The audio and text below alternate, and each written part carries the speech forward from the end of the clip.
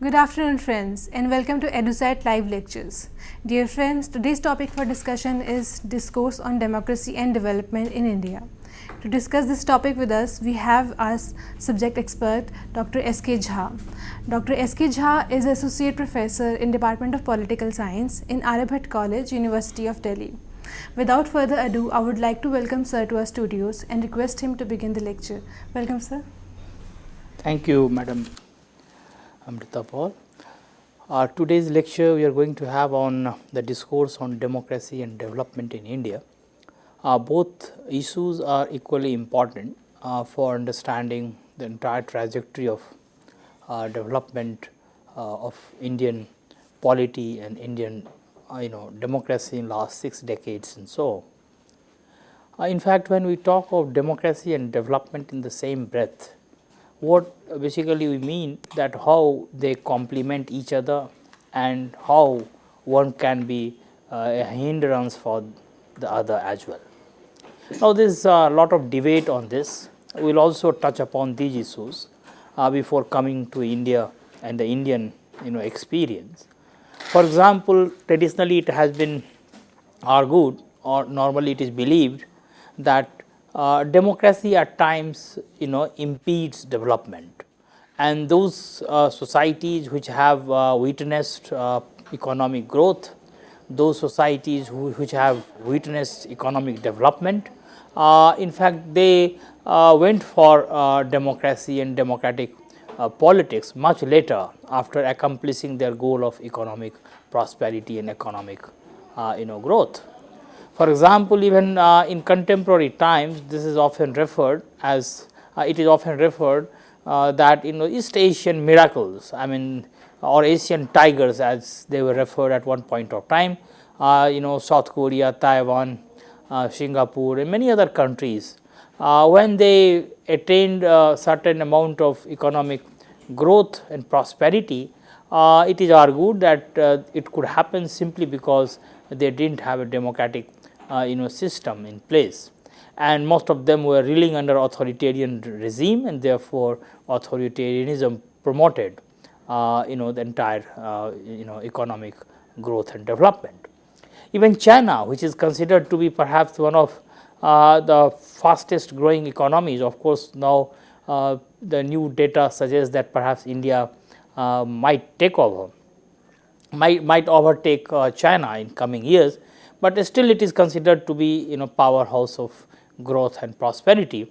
Even China, it is argued, that could attain it largely because they have a system which cannot be called democratic, though they called it socialist, communist or whatever name they give, but fact of the matter is that it is no longer the same, it is no longer wedded to the same socialist ideology as perhaps it championed earlier, but nonetheless the rights of the people, constitutionalism, multi-party democracy, freedom of expression and many other things which are normally associated with modern democracy, they are not there.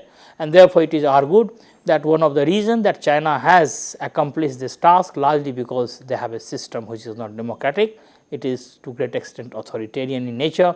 There is only one party which is allowed to contest the elections. There is tremendous amount of restrictions and regulation on freedom of expression, on free press and so on and so forth, and therefore it is easier for them to promote economic growth and development. So, in fact, this is one school of thought which believes that democracy, if you have democracy, then of course the economic development or the growth will suffer or will not have the same speed which normally you find in countries where you do not have democracy. Well, of course, there are many other economists, political scientists and scholars who have been reflecting on developmental issues on developmental state. They also argue that it is not true, sometimes democracy promotes it, and democracy is one of the important input in development. Rather, democracy lubricates the entire machinery for growth and development. And one of the champions or one of the economists, political a philosopher to some extent, because he is combining both economic theory and political philosophy. Amartya Sen has been in forefront of this argument or this school, who has taken a stand that democracy is perhaps important variable in economic growth and development, and democracy promotes it, rather it instead of impeding it, it promotes economic growth, prosperity and development. Of course, there is a difference between growth and development, because development includes many other things, including growth. In fact, it is not simply growth, but it also includes social sector development, human development index. It also includes a more holistic concept of well-being, people's well-being, and how one defines well-being. Of course, there are different yardsticks to to measure well-being, and it is a highly subjective thing. Every society, every culture can have its own yardstick to measure well-being, but nonetheless there is now universally recognized scale to measure well-being. Human development index, it is periodically brought out. So, sorry. So, therefore, what we find that those who are for more holistic growth of society, people and their well-being, they talk in terms of combining both democracy and development. They try to harmonize democracy and development, and they argue that one promotes the other. Now, of course, what is in fact important to remember, that there are certain factors which have been considered traditionally to be important for success of democracy. And democracy, as it has basically evolved in the West and the way it is understood in political theory, it is argued that for success of democracy there are few requirements, and the 2-3 important requirements are: number A, that there has to be economic prosperity or equality, or if not equality, then at least growth. And then there also has to be absence of illiteracy or presence of literacy, and more people should be literate, so that they can make sense of their rights, they can exercise their rights, they can basically function within the broad ambit of constitutionalism and so on and so forth. Now, in terms of both economic growth, prosperity, economic development and literacy, India does not rank quite high, and particularly when India decided to experiment with a democratic system, on all these scales, India was quite low, and therefore at that time many people were quite skeptical. Many scholars were quite skeptical about the prospect of Indian democracy, because they thought that perhaps India would not be able to sustain a democratic system or democratic institutions for long, and it will collapse like house of cards. And therefore, we find that initially many commentaries which emerged on India in 50s and 60s, those commentaries were highly skeptical. They were not giving a longer time span for Indian democracy. They were basically under this impression that, like many other developing countries, third world countries, which who got independence along with India, initially thought in terms of democracy, but couldn't continue it, and they collapsed. And India would also basically follow the same trajectory.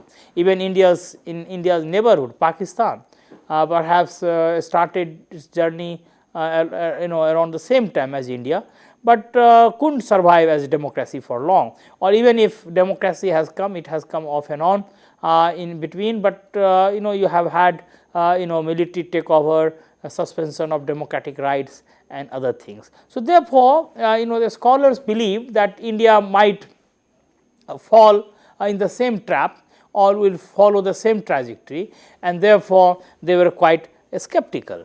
For example, the 3 important impediments or the hurdles which they noticed were that India, there was abject poverty, a lot of people were reeling under poverty, people were malnourished, there was not proper education. I mean, the literacy rate was quite low. Society was characterized by a lot of diversity in terms of language, religion, caste, community, ethnic identities, and these diversities were also referred at that time as a challenge for Indian democracy. It is a different matter that only later, much later, within liberal political theory, diversity is now considered to be important dimension for the success of democracy, and this is how multiculturalism as a branch of political theory or within liberal theory as a school has basically emerged and has propagated this thing that one of the challenges of modern politics, modern democracy is to deal with diversity, and those countries, those societies which successfully deal with diversity, they can be credited and they should be ranked higher than other societies where you do not have that much diversity and characterized by homogeneity. But India, before these theories made their appearance, India decided to experiment with democracy in a very diverse settings, diverse social, cultural and economic settings, where as I mentioned, there was poverty on the one hand, illiteracy on the other. There was diversity in terms of the presence of languages, in terms of presence of different religions, different identities, ethnic groups, and so on and so forth, which of course was not unique to India. Many countries in the third world perhaps witnessed the similar situation, but that situation was giving rise to a lot of violence, a lot of turmoil, a lot of unrest, perhaps making a democratic polity unstable or not possible for a democratic system to function properly. For example, even if a democratic constitution was drafted, it could not be implemented. Most of the times it was under suspension. Military takeover was perhaps the order of the day. It was not an exception, but rather became a rule in many third world countries. India defied all these logic, and it not only experimented with periodic elections, democratic process successfully, but increasingly people noticed that the participation of people was increasing. In terms of representation, the constitution and Indian constitutionalism was far ahead of its time in terms of ensuring representation and participation of different types of groups in society, along with guaranteeing individual rights and freedom. But apart from that, what it did, and perhaps it was an achievement of a sort at that point of time, that it combined individual rights and group rights, which only in last 20 to 30 years the theory of constitutionalism has started arguing or acknowledging world over. So, these were the initial promises which Indian constitutionalism made. These were the promises which Indian polity perhaps made, and therefore, the scholars all over the world were watching quite curiously and quite closely that how Indian story would unfold, and it started unfolding gradually after the continuous success of electoral process, the continuous success of democratic polity.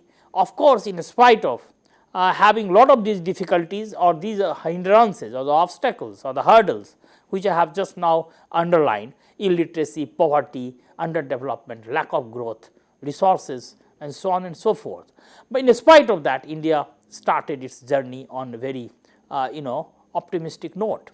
But it does not mean that Indian democracy did not have problems. It had problems. It is still struggling with many problems. Rather, it is experimenting with new things from time to time.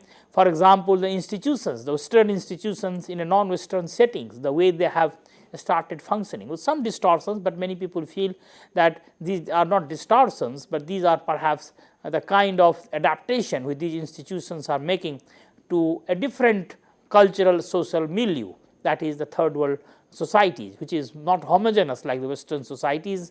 In Western culture, it is more heterogeneous and they are more diverse. So, therefore, it is adaptation, not rather a distortion of those values and those principles on which these institutions are founded in the West. So, therefore, this created a kind of situation where scholars, particularly the Western political scientists, political economists, and scholars from different branches of social science started watching this Indian story, that how it would unfold, particularly in terms of this relationship of democracy and development. because in terms of both the requirements which are normally cited or the conditions which are normally referred as perhaps necessary for the success of both development and democracy, they were absent in India. So, therefore, they believed that both of them would face a problem. Now, coming to this economic development, if we have as we have just now discussed the democracy, the theories of economic development were equally being challenged and contested by what India was trying to achieve, because in fact in modern times there has been only one dominant paradigm of development, the economic development, or theoretical paradigm of economic development, and it is referred as industrial revolution paradigm of economic development. An industrial revolution paradigm, what I am referring to, basically can be seen operating in both worlds, ideological, in both ideological spheres or both ideological camps, both in the Western as well as the earlier Eastern one, which was associated with the Soviet led socialist bloc of Eastern Europe and Soviet Union. Now, this paradigm, that is industrial revolution paradigm, basically believed in primitive accumulation, theory of primitive accumulation, that for promoting industrial development, for achieving or accomplishing economic growth, countries need resources, they need to mobilize resources, and these resources can be mobilized internally, but they can be mobilized only by subjugating agriculture or subordinating agriculture to industry in terms of priorities. That means agriculture has to be expropriated, and this expropriation of the peasantry or the the agriculture sector as a whole is normally referred in economic theory or developmental theory or developmental discourse as primitive accumulation. And this is what happened in fact in Western Europe, when we find in history something called enclosure movement taking place, when the peasants were driven out of their homes and their basically resources in villages, and they basically went to the cities as the slum dwellers, as the workers, as a proletariat or as a labor force, and the entire resources were appropriated, expropriated, and this is how the mobilization of resources took place. This is how this primitive accumulation happened. This is one side of this story. This is what we know in history as enclosure movement in England and other places. On the other side of ideological spectrum, we find that in the socialist system, the Soviet system, similar thing happened, because the requirement was to go for industrialization, to develop economy, to attain growth, promote industrialization, heavy industrialization, as it is known as the Soviet model, which is normally associated with Stalinist Russia, particularly in 20s and 30s. And if we have had this enclosure movement in the Western Europe, then we had this collectivization in the Soviet, erstwhile Soviet society, where the peasants were basically again expropriated. They were basically alienated from their resources, livelihood, their land and their landed properties and assets, and this is how this collectivization led to basically expropriation of this countryside or those who were living in the countryside, and they were put in the concentration camp. This collectivization, the entire resources were collectivized, the state imposed its ownership, there was no private ownership, and so on and so forth. This is how the resources were mobilized. So, basically what we find that in modern time the two trajectories are having two different ideological moorings, but perhaps they took to the same route, and the purpose was to industrialize, purpose was to promote economic growth, the purpose was to institutionalize this entire discourse of economic development as it is normally referred to. India also could have gone for that, but then India had a problem, because what India did, that when India got independence, basically India did or basically promised both things in the same breath, that is democracy and economic development. This is how Indian constitution also talked of economic justice, social justice, political rights, freedom, equality, all these values. and therefore, one was not to be compromised or sacrificed for the other, neither democracy nor development. And this was a challenge, how to achieve it, because there were not much theoretical resources available anywhere in the world which could offer a kind of roadmap through which this alternative trajectory could be followed.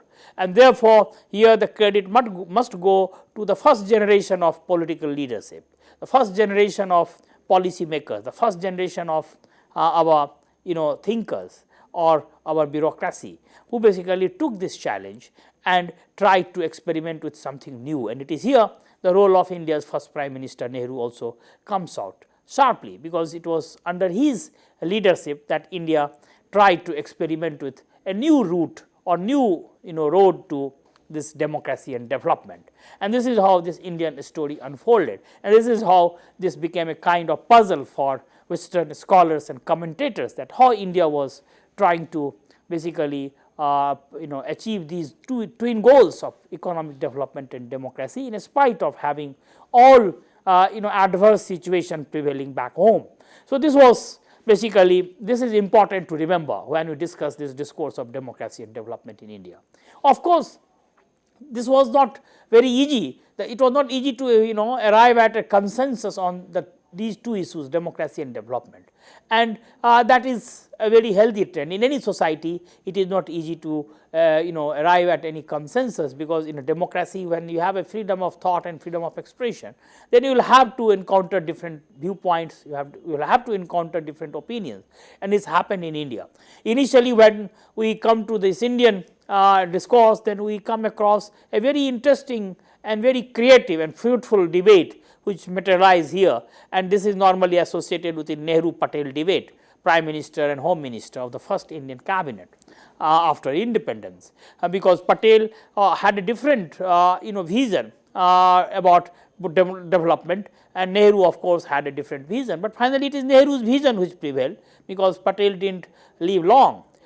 He died immediately, not immediately, but in 1950s and so. Therefore, it was what happened in India was the Nehru's vision which ultimately prevailed, and Nehru's vision as normally is associated with the Soviet vision, that because he had a kind of inclination towards socialism and he was inspired by the Soviet model. Therefore, what India did was only the imitation of the Soviet system or Soviet model, but this will be far from the truth. It is true that socialism and the Soviet system had a lasting influence on Nehru's thought, but that does mean that Nehru purely or simply went by what happened in Soviet Union. Rather, he tried to modify it at number of occasions, particularly on question of democracy. There cannot be any comparison between what Nehru tried and Nehru did and what happened in Soviet Union, because Soviet Union did not have this this requirement or this conditionality or this commitment or this ideological basically kind of association with democracy which India had, because of constitutional commitment and constitutional requirement. So, therefore, what we find that India tried to experiment with something different. And what was this different? How it was different? It was different in the sense that India did not try to imitate either enclosure movement or the collectivization of Soviet Union. Rather, it tried to go for something different. Different in the sense that it was the time for Cold War.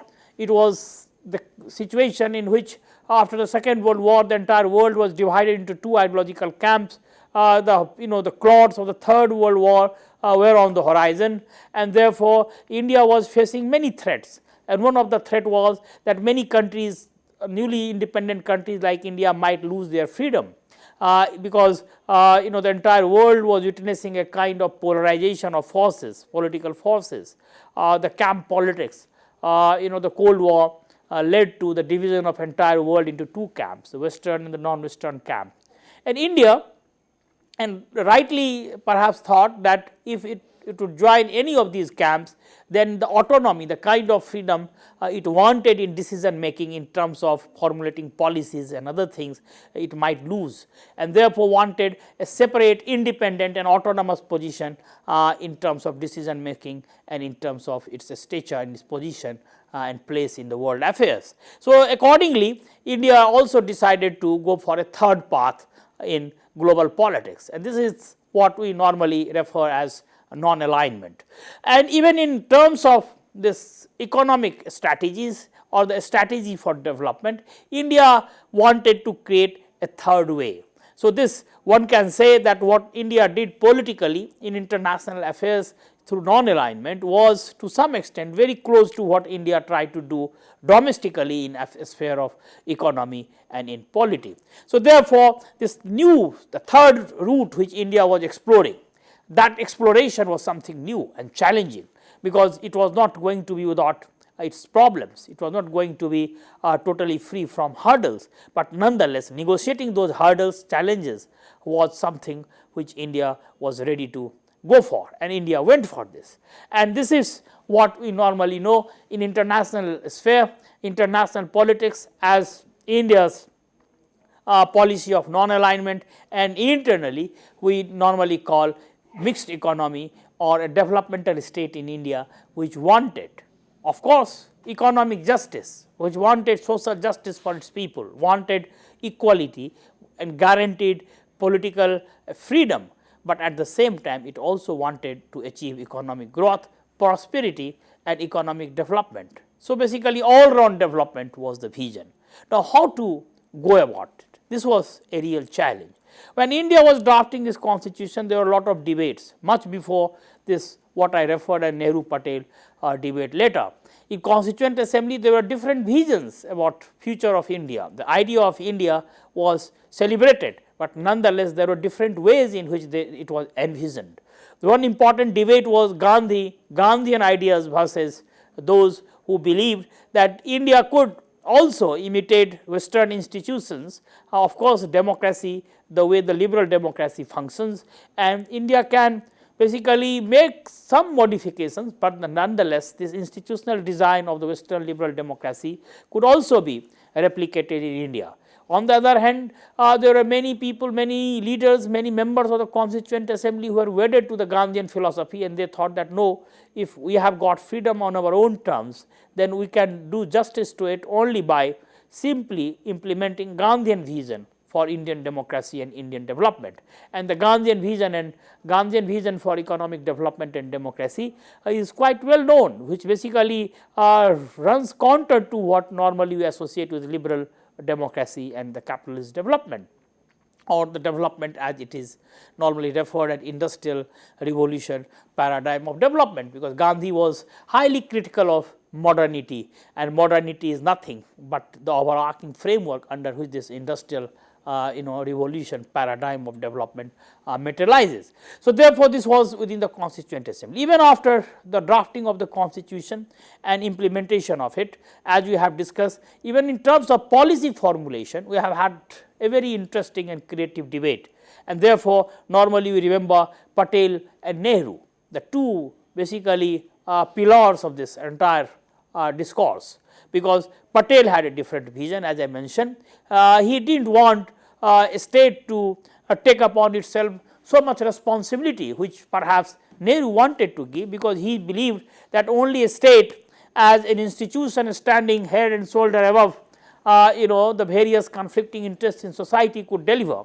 Only a state could basically marshal the resources in a country like India, which lacked resources, which lacked homogeneity, which basically lacked many things. Only a state could deliver on the commitment, the constitutional commitment and constitutional principles. Therefore, Nehru wanted a state to play a more active role in economic sphere, which perhaps Patel did not want, and Patel had support of many leaders of that period. For example, the finance minister Mathai, who also resigned after this planning commission came into existence, and Patel also had support of the many the Indian capitalist class who wanted more a sphere of actions under their control. They wanted more autonomy, more freedom. They wanted a state to provide a helping hand to them, but they also wanted the Indian capital, because after independence they thought that it was the first occasion.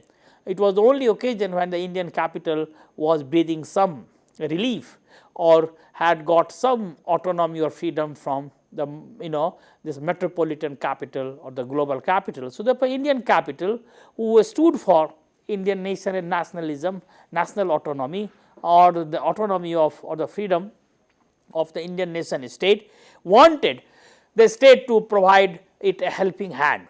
And this debate was really settled gradually in favor of a much tighter control of the state on the capital, on the economic process, on the different institutions who are overseeing this entire process of development and so on and so forth. But interestingly, this entire thing has started with the planning process, and planning commission, which was extra constitutional institution, was basically created in India.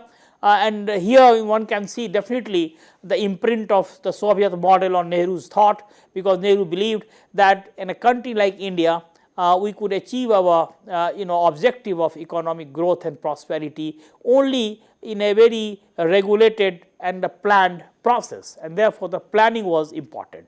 That does not mean that planning process started only in 1952, rather in fact 51, rather this planning predates independence, because we have had a planning committee of the Congress. There was some thought which was going in that direction, but nonetheless after independence, when planning commission came into existence, and initially the debate which was witnessed around that time between the two views, one which wanted planning commission to play only the advisory role, and another which wanted planning commission to play the role of implementer or implementation, wanted to give some role in implementation. Patel, of course, and his associates would have liked planning commission to play only advisory role, not much role in implementation, but Nehru and many people with similar inclination wanted planning commission to play active role in implementation and so on and so forth. But of course, Patel died, and the kind of opposition which Nehru was facing at that time also disappeared, and therefore many people associate that not the first 5-year plan, but the second 5-year plan is a true reflection of Nehru Mahalanobis model of development, because India's entire discourse is associated with Nehru and his basically advisor, associate on economic policies, that is Mahalanobis. So, Nehru Mahalanobis model, as it is referred, normally people associate with the second 5-year plan, that is 1956 onwards.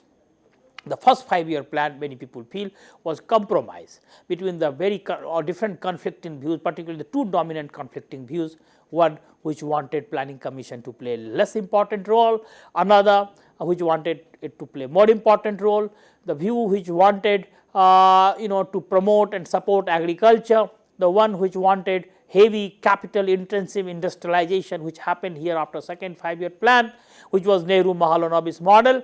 And therefore, we find that by the second 5-year plan, the kind of outlay we have had in agriculture declined from 33 to 20%. We went for heavy industrial capital intensive growth and so on and so forth. This is how this entire thing unfolded. But one thing here we should remember, that it is true that the planning was directly associated with what happened in Soviet Union, because that was the first instance when the planned economic growth had led to massive success of industrial infrastructure in growth and prosperity and so on and so forth, but at a cost, and that cost was basically the crushing of the democratic rights and democratic institutions. But India was not ready for it, and it is here we should give full credit to the Indian story, that how India tried to combine the two. Of course, it led to initially in fact a very sluggish growth. In fact, what referred here by very eminent economists of that period as Hindu growth rate, Raj Krishna, and because it was 3 point something, it was hovering around that. India was not moving ahead, it was very slow growth rate, but nonetheless it was getting combined with the democratic process and democratic rights. It was not getting sacrificed, democracy was not being sacrificed for economic growth, and that was a kind of achievement. And this achievement we even celebrate today, because of course we have gone far ahead of it, particularly after series of experiments and changes. The most important experiment and the change took place in 90s, when we started a new process which is referred as economic reforms, the era of economic reforms, LPG as it is referred, liberalization, privatization and globalization, with a different set of challenges and different context. But nonetheless, one thing which is a running thread throughout this in fact discourse of this story is the combination of democracy and development, and none of them was sacrificed for the other. So, this combination, this kind of balance which was struck was really commendable and marvelous, and for that we should credit the Indian leadership, Indian decision makers, Indian policy makers. Of course, Nehru, the first period of Nehru was very significant in terms of these achievements. Of course, this entire thing ran into series of crises in 60s, we will come to that. But before that, what I was trying to say, that it is true that the planning thing was imitated from the Soviet model. Similarly, there are many things which were imitated from the Western model, that was democracy and all that. But nonetheless, liberal democracy, the indirect representative democracy, the parliamentary institutions which the constitution itself talked of. But what happened? That Nehru was not perhaps quite satisfied what was happening here in terms of participation of people, and because after all democracy stands for a participatory process of collective action. So, therefore, what he did, he in by 50s 2-3 things which he experimented were really commendable, which he perhaps through which he tried to plug some of the holes which he could notice at that time.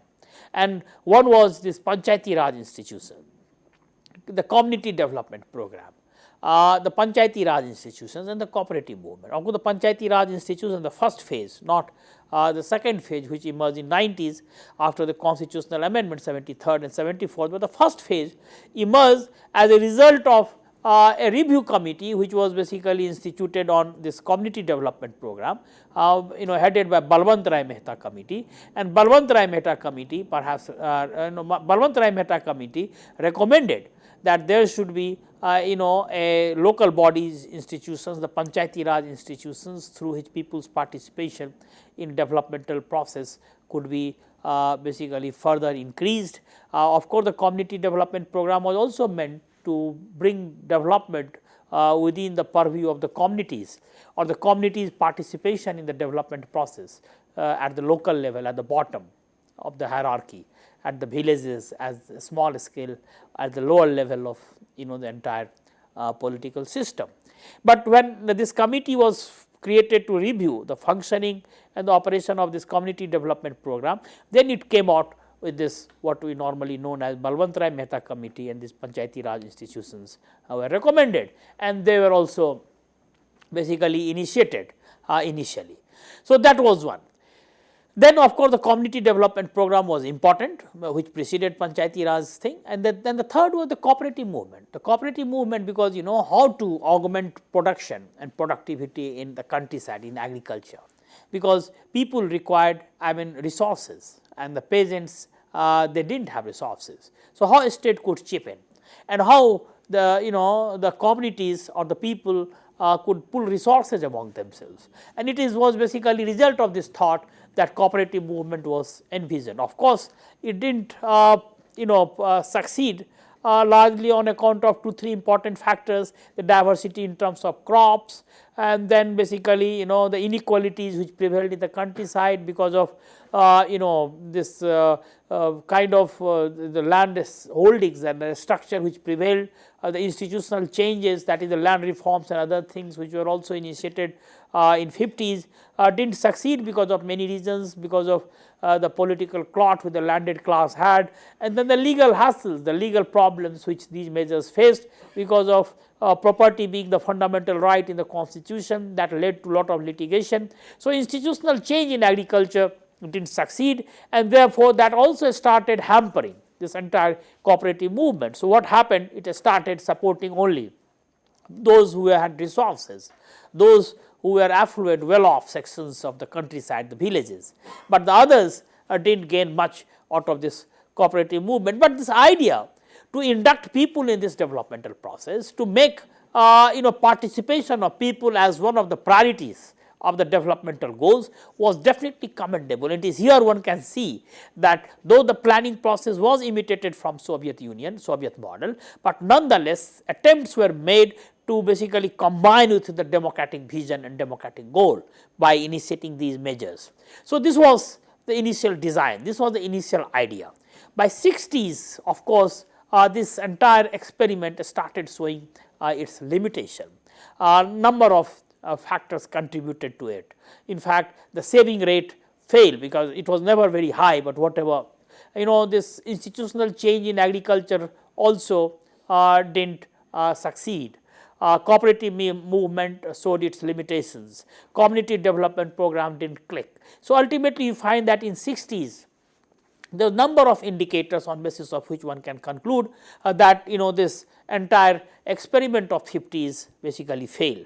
And then you had the the balance of payment crisis, then you have had this devaluation, then the Chinese aggression, the war, then tightening of noose or continuous basically pressure from the multilateral funding agencies like World Bank and IMF to liberalize this entire policy, because India at that time in terms of industrial policy relied on import substitution, that will not import, will basically go for self sufficiency, self reliance. All these things were not basically relished by the funding agencies outside. Even the entire the world, the global capital detested such measures. Therefore, there was tremendous pressure. In 56 such pressures came, but India resisted, but later on it became difficult to resist it, when because the nature of crisis started becoming more intense and more serious. So, 60s of course, you have the first indication of change of the policy discourse in India, that is during Shastri Indira regime, when we find that a different approach towards agriculture was adopted. Of course, there are a number of factors for that. One is PL 480 crisis, when the food grains import, in fact, India was relying on, and that was basically under serious stress, and therefore, India went for a different strategy in agriculture sector. From institutional it moved to technological strategy. This is what we normally talk of as green revolution, the strategy of 60s. So, that green revolution was one. Even in industrial sector, of course, the kind of regulated policies which we have had earlier in 50s, we slightly relaxed, liberalized it, and therefore, this was the first wind of liberalization, one can say, taking place in India. But what happened, that all these things basically enabled India to tide over the short term crisis, but nonetheless one important development of this period was the growing inequalities and disparities in countryside. The poverty, the kind of inequality in the countryside started increasing. The poverty ratio, the people who were under poverty line also started increasing, and this was a matter of great anxiety, that one of the constitutional commitment in India was economic justice, equality and social justice. So, therefore, if this development is not delivering on this front, if it is not basically bringing the benefits of development to the people, then there was a requirement to do some introspection. And it was largely on account of this fact that we find that in 70s, late 60s and 70s, a massive anti-poverty schemes and anti-poverty or poverty alleviation measures were initiated. NREGP, IRDP, and number of similar schemes were launched, perhaps so massive that people normally scholars believe that there are hardly many comparisons which can be made with the anti-poverty measures which were initiated in India around that time.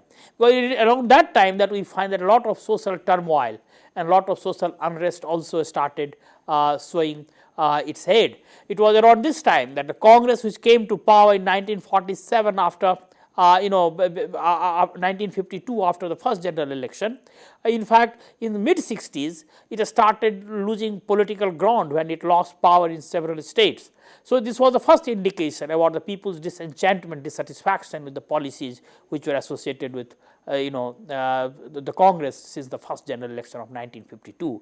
So, therefore, in 60s you can find some mid-course correction in terms of the policy discourse, and 70s of course the leadership changed.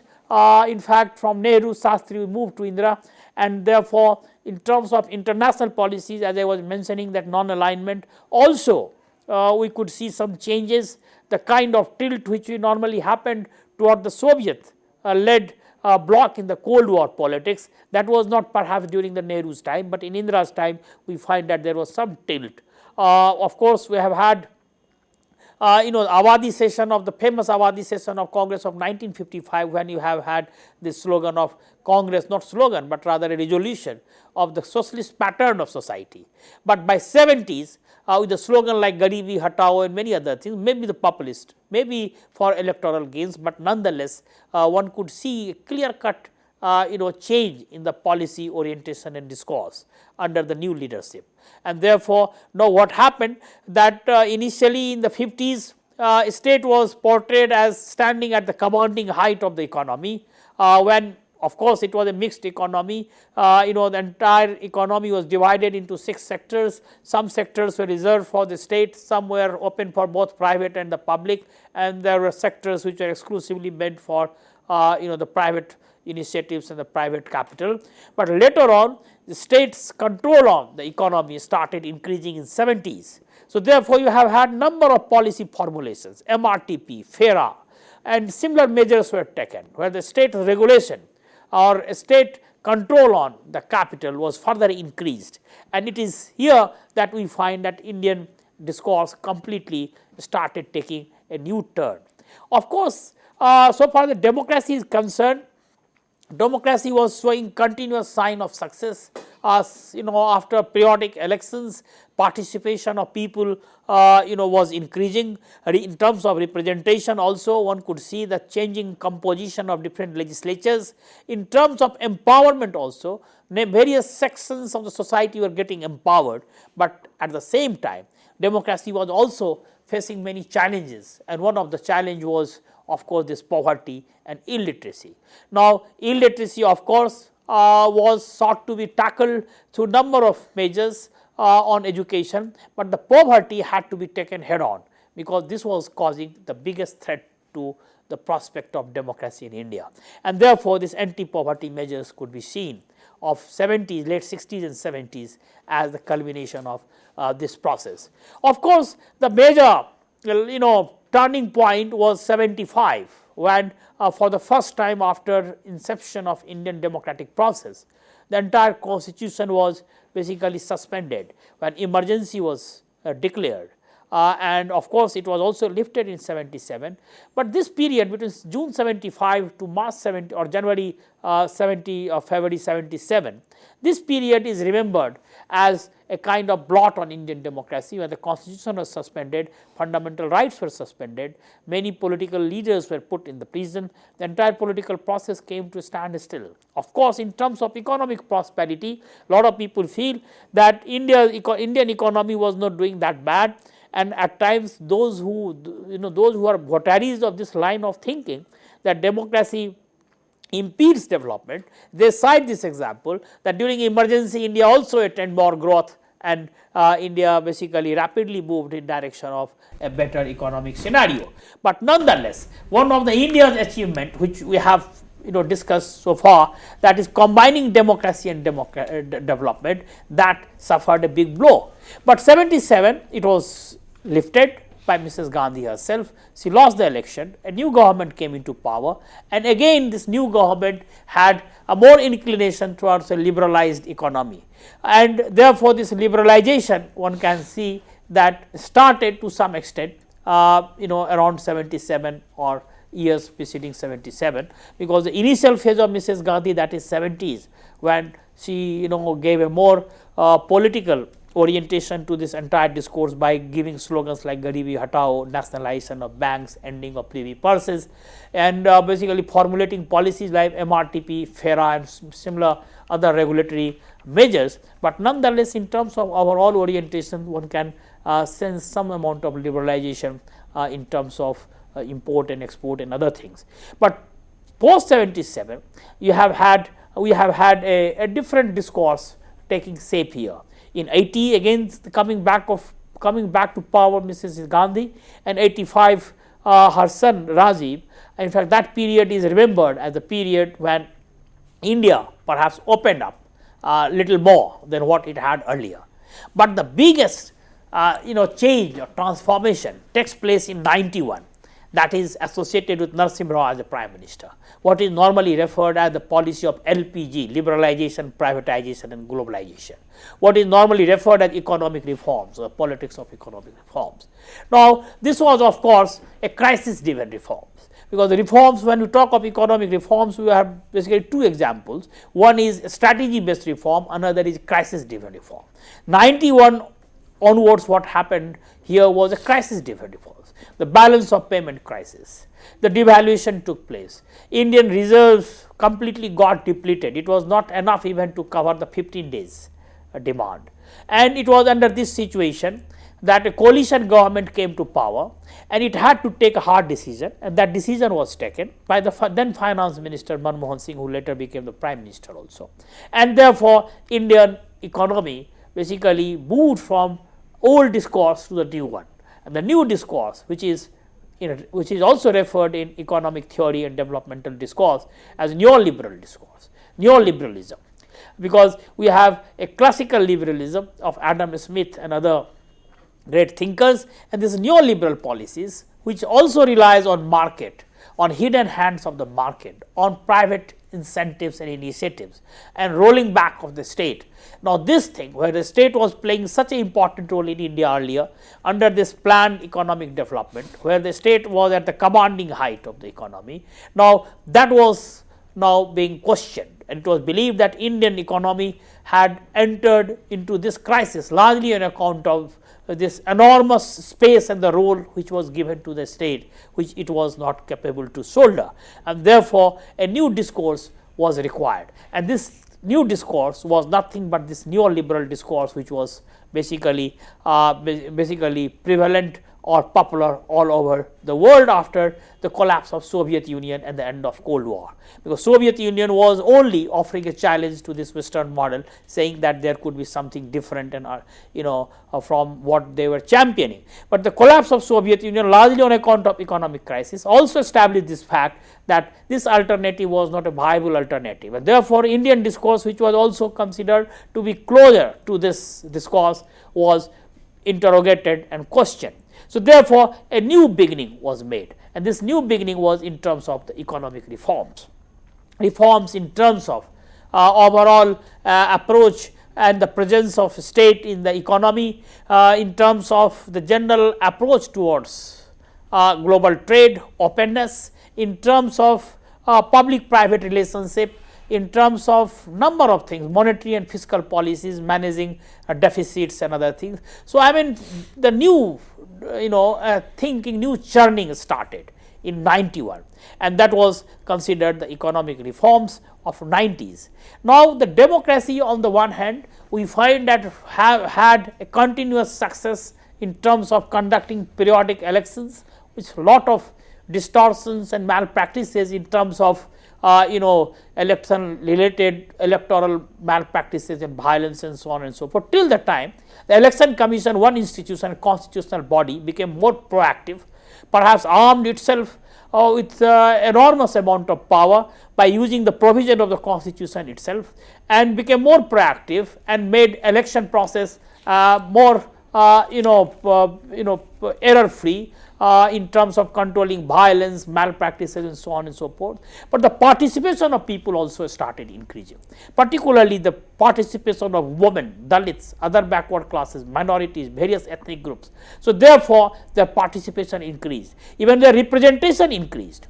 Of course, the reservation we have in the constitution, in the legislatures for scheduled castes and the scheduled tribes, but even other sections who did not have reservation, their representation increased. So, therefore, one political scientist has called it a silent revolution, Jaffrelot. He wrote a book calling India Witnessed a Silent Revolution, that without firing even a gunshot, so many massive changes took place in India, and they were silently accomplished. And one of the, accomplishment was this changing composition of Indian legislature, particularly in terms of decision making and other participation of different types of people increased. 90s we also witnessed the 73rd and 74th amendment of the constitution, the Panchayati Raj institutions and the municipal reforms in the local body institutions. So, therefore, the reforms of democracy and reforms of economy both were going side by side, they were joining hands and creating a new scenario. And therefore, what we find that this entire discourse of Indian democracy and development has come full circle from where we started in 1947 and where we have reached, and it is surging ahead with new questions, new answers and new remedies, creating or posing or presenting itself as a model for the political science and developmental economics and economic theory world over. I will stop here. I would like to thank sir for this enriching discussions, and thank you friends for watching. Stay tuned and keep watching. Thank you. Thank you, sir.